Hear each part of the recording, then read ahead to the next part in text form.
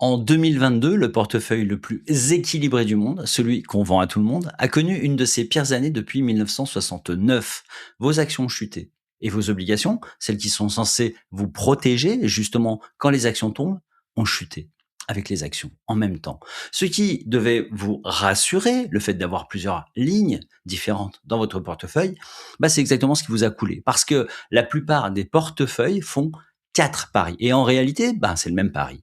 À la fin de cette vidéo, vous saurez répondre à une question que vous pourrez vous poser ce soir devant votre portefeuille. Sur combien de scénarios différents mon argent est-il vraiment protégé? Un ou 4? Et cette question, je l'ai comprise à mes dépens. En 2008, j'avais une ligne dans mon portefeuille que je détenais depuis des années. Pour une raison complètement fausse. Ça m'a coûté cher. Je vous raconte ça dans une minute. Avant qu'on entre dans le sujet, j'ai mis en description un diagnostic gratuit de 3 minutes. 14 questions, ça prend quelques minutes et c'est gratuit. Vous obtenez votre profil d'investisseur et les 3 axes à travailler en priorité pour vous améliorer. Alors, c'est gratuit encore une fois et ça se récupère en 30 secondes. Ouvrez un autre onglet et on continue cette vidéo. Et là, je veux maintenant défendre l'idée contraire à la mienne. La vôtre peut-être, dans sa version la plus forte.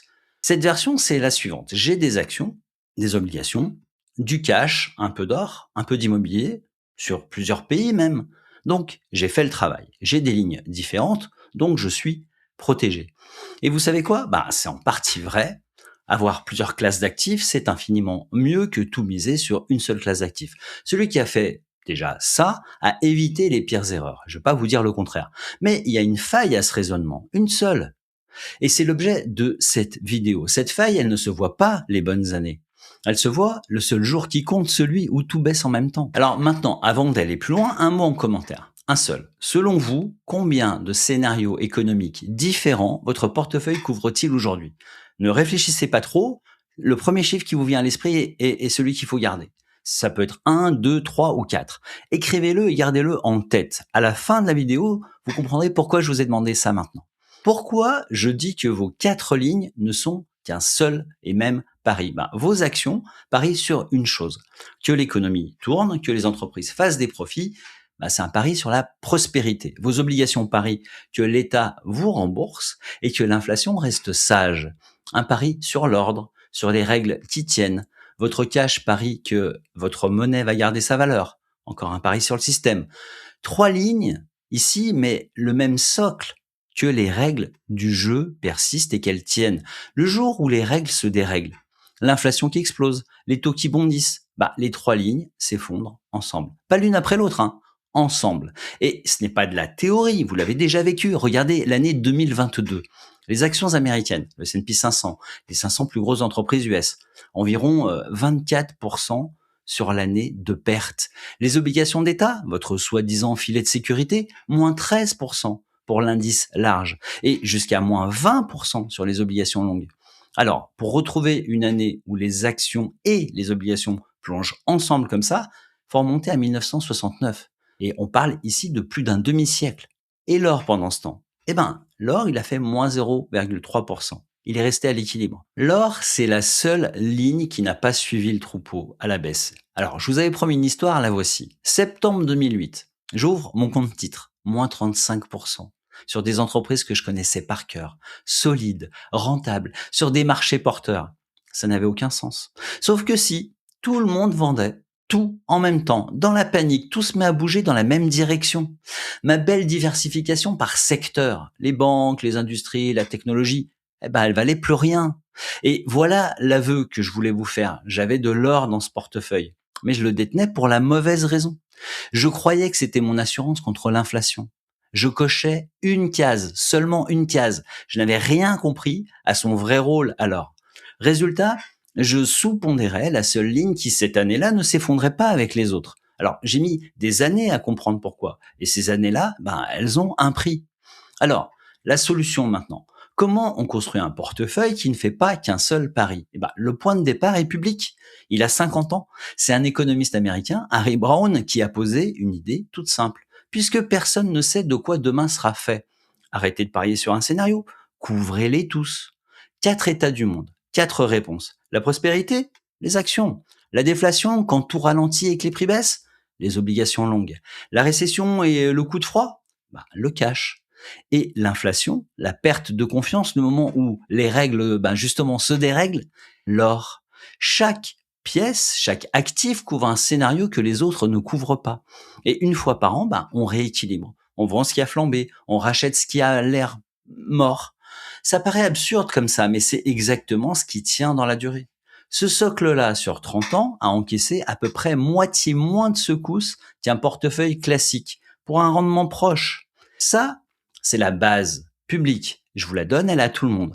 Vous pouvez la comprendre et commencer à l'appliquer ce soir. Ce que je fais, moi, par-dessus, je pose des positions contrariennes, que j'ajoute en satellite d'investissement pour aller chercher du rendement sans casser la structure en dessous. Et la brique qui génère un revenu décorrélé du reste, c'est le cœur de la méthode que j'ai construite avec le temps. Ça s'appelle les bailleurs de fonds 2.0. C'est du prêt à des particuliers, à des entreprises. Alors, ce portefeuille, tout ce système, ça ne tient pas en 3 phrases dans une vidéo. Mais soyons clairs, sans le socle du portefeuille de Brown, les satellites qui vont chercher la croissance ne servent pas à grand-chose. Le socle, d'abord, il faut toujours respecter le socle. Et là, j'entends l'objection finale, la plus tenace de toutes. L'or ne rapporte rien, c'est de l'argent mort. Tant qu'à faire, je mets tout en action, je maximise mon rendement. Cette phrase, gardez-la bien en tête, parce que c'est la plus dangereuse de la finance personnelle. C'est exactement ce que se disait chaque détenteur du fameux 60-40, 60% actions, 40% obligations, avant 2022. Mes obligations plombent mon rendement. Et puis 2022 est arrivé.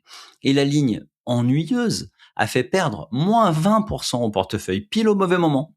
Le rendement que vous croyez maximiser en supprimant la pièce qui ne sert à rien, c'est précisément celui que vous rendez ensuite d'un seul bloc, la seule année qui compte, celui qui vous fait tout perdre. L'or ne rapporte rien tant qu'il n'y a pas le feu.